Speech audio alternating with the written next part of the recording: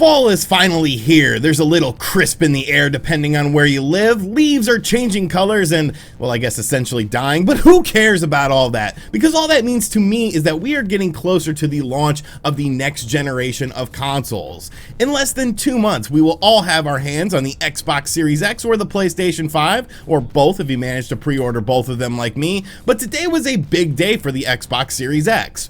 While common folk like you or I have to wait to get our greasy mitts on the Xbox Series X, many media outlets got early consoles to check out with this console, and the media previews went up today. After checking out several of these previews, I decided to compile a list of the things I found the most impressive about what we learned about the Xbox Series X as far as what it's bringing to the table, and put everything in a nice little tidy video for you to enjoy, because honestly, this system is seriously impressive. What's going on, guys? I'm RGT85. If this is your first time on the channel, be sure to hit that subscribe button. But without any further ado, let's talk about what we learned today about the Xbox Series X and why I'm impressed by this system. Now for this video, like I said, I'm using information based on a lot of different previews that we got, but for specific footage, I will be using footage from my buddy Jeff Grubb's video because, well, we're friends and I feel like he won't get pissy and flag me. Thanks, Jeff. Love you, buddy. Jeff, of course, works for VentureBeat, has appeared several times on the Spawncast, and also has his own personal YouTube channel where he has a 17-minute preview of the Xbox Series X in action. I'll have a link to his channel in the description box down below, so make sure after you fully watch this video, you guys go check out his channel, subscribe to his channel, and then check out his hands-on preview of the console as well. Make sure you tell him RGT sent you. Now, one of the most impressive things about the Xbox Series X has to be with loading times of this system. Of course, loading times are something that, well, nobody likes. We've heard over console generations, oh, well, this console generation might not have loading times anymore, but I think we all have sort of grown to expect that there will be at least some sort of loading time with games. But when it comes to the Xbox Series X, there's actually a lot of improvements that have been done to loading times for games that are currently available. This, of course, is because of the Xbox Series X SSD, which is allowing for much faster loading times than we even saw on the Xbox One X, which is still currently the most powerful console on the market.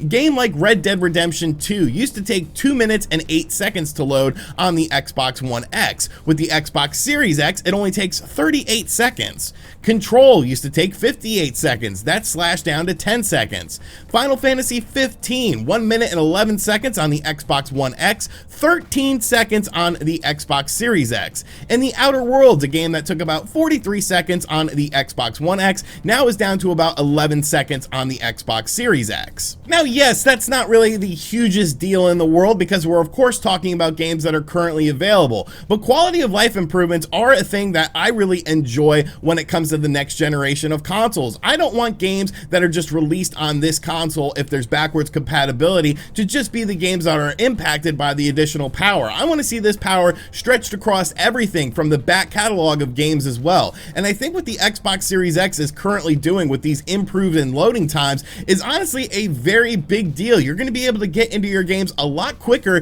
than you were on the Xbox One X and every other console that's currently available on the market. So definitely a big win for Microsoft when it comes to this. Another thing I really liked about the Xbox Series X previews from today was the quick resume feature that this is going to offer. Now, one of my favorite things on the Nintendo Switch is the sleep mode function because it essentially allows you to pause your game, put the console into sleep mode, and then when you wake up your console, you can resume exactly where you left off. It's honestly great for things like when you get really angry at a game and do a little bit of a rage quit, or when your battery is low and you want to save your game, or your pizza is done and you just want to eat a slice of pizza. But obviously, quick resume is a very important thing for the Nintendo Switch, and the Xbox Series X is going to have its own quick resume feature, and once again, it is a seriously impressive thing. Unlike with the Nintendo Switch, where you just put the console into sleep mode and you can only do it with one game, quick resume allows you to boot up multiple games at once on the Xbox Series X and basically jump in between them at your will. GameSpot reported that they were able to jump between 6 different games with no issue, just by simply pressing the home button on the Xbox controller, choosing the game, and was putting them in the exact spot that they were at originally when playing the game. Now, they did say when they tried a 7th game, things got a bit murky, so it looks like 6 is going to potentially be the cap with this, but still, 6 games is a lot of games. I mean, how many games are you playing at once to the point of where you want to shift between them in a quick manner? I think this is a great feature once again because it allows you to once again get into your games very quickly, like we saw with the loading times. Having a quick resume thing, I think, is a very cool thing. We haven't heard if the PlayStation 5 is going to have any sort of feature like this. We really haven't heard a lot about the PlayStation 5 beyond some of the games when it comes to the system as far as what the actual hardware entails. I'm sure we'll learn about that in time, but once again, I think this quick resume feature is a very awesome feature that the Xbox Series X is bringing to the table. But by far the most impressive thing that I saw from everyone's previews today about the Xbox Series X has to be the improvements in games where you weren't expecting improvements in games. Now, of course, Xbox really seems to enjoy their backwards compatibility. You could play a variety of Xbox games from the original Xbox all the way up to the Xbox One system, and they've been doing things like taking original Xbox games and putting them in up to 4K via the Xbox One X, along with things like frame rate improvements. And more than likely, more companies will be taking advantage of the Xbox Series X to do things like this, especially with games that were on the Xbox original and the Xbox 360. But now it seems like games from the Xbox 360 and the Xbox One run better on the Xbox Series X without the developer having to do anything to these games, which I think is absolutely mind-blowing. So Jeff put up a bunch of different examples in his video, but there was two examples that really caught my eye and made me say, wow, this is some seriously impressive technology that the Xbox Series X is bringing to the table. The first game was Grand Theft Auto 4 for the Xbox 360. Cousin Nico, I really liked Grand Theft Auto 4. I thought the story in the game was really good. I know for whatever reason some people don't like that game as much, but Grand Theft Auto 4 to me was a definitely very enjoyable game. Now, Grand Theft Auto 4 has an uncapped frame rate natively, and the Xbox Series X actually takes advantage of this by basically pushing the game to an almost locked 60 frames per second on the Xbox Series X, whereas playing it on the Xbox One X, you have dips when the action gets very busy. Sekiro, or Sekiro, however you say it. I say Sekiro, I probably say it wrong, but that was the other game that really caught my eye in Jeff's preview, because once again, this is an uncapped frame rate natively for this game.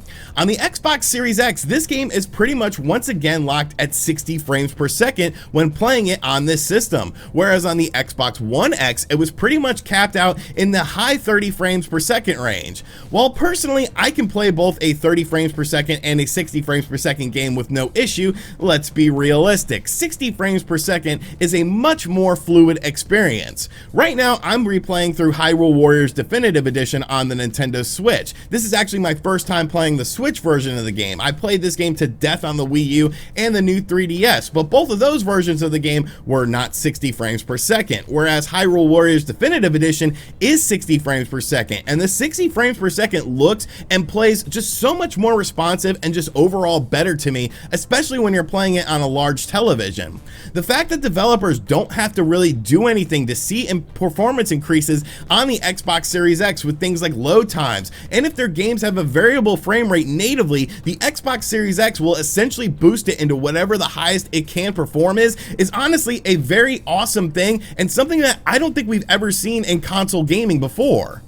Of course, we still have lots of questions about both the Xbox Series X and the PlayStation 5, such as, what are the exclusive games for these systems that aren't available on the current gen? Yes, obviously the PlayStation 5 has Demon's Souls coming out and Godfall this holiday season, but beyond that, what are the big games that are going to drive people to the PlayStation 5? What are the big games that are going to drive people to the Xbox Series X that aren't available on the PlayStation 4 and the Xbox One, respectively? What sort of availability are these systems going to have going into this holiday season? We already see pre-orders going at a very fast rate for both of these consoles, and of course, how will third-party games designed with the Xbox Series X and the PlayStation 5 in mind utilize the hardware? And will companies go for the parity route, or will they try to take advantage of one system over another? But all I know is today what we saw from the Xbox Series X was very, very impressive. We got a much more in-depth look at the system. We learned a lot more about the system than we actually know about the PlayStation 5, and most importantly for me, we got to see everything in action. I don't care about companies promising things and saying, oh, well, this is what's going to be on this console and this is what's going to be on this console. This is what we're going to do. That kind of stuff just doesn't hit with me.